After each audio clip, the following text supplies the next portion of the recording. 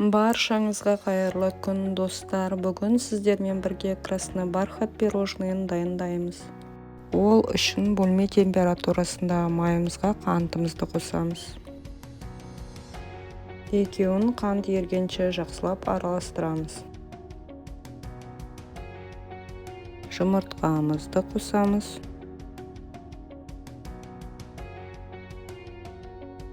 Барлығын біркелкі болғанша жақсылап араластырамыз. Қопсытқышымызды қосамыз. Алдын ала еліктен өткізілген ұнымызды біртіндеп қосып араластырамыз.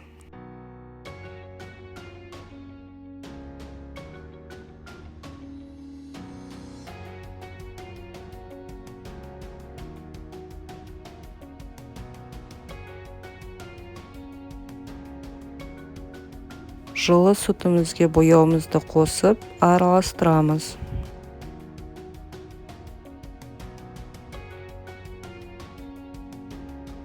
Дайын болған сүтімізді тестімізге қосып біркелкі болғанша араластырамыз.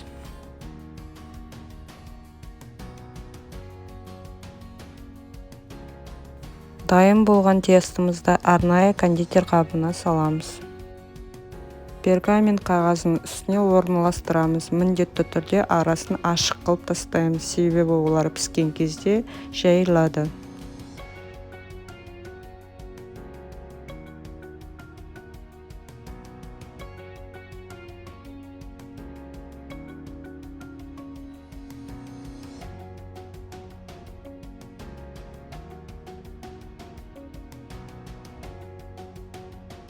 Алдын ала қызып тұрған пеште 180 градуста 10 минуттай пісіреміз. Барлығымыздың пештеріміз әртүрлі болғандықтан пирожныйдың пісу уақытысы әртүрлі болуы мүмкін.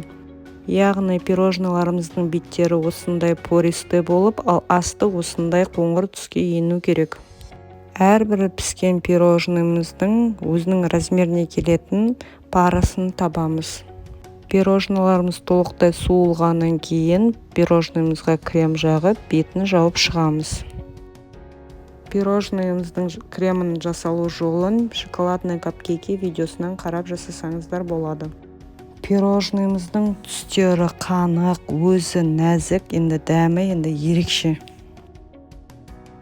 Барлықтарыңыз өз фантазияларыңызға қарай әсемдеуіңізге болады. Мен осындай қылып әсемдеп шықтым. Және де бір пирожнымды үгітіп, соны бетіне присыпка қылып сеуіп шықтым. Баршаңызға ас болсын, сіздермен бірге болған Жансая. Достар, менің видеоларым мен рецептерім сіздерге ұнаса, лайк басып, достарыңызбен бөлісіңіздер.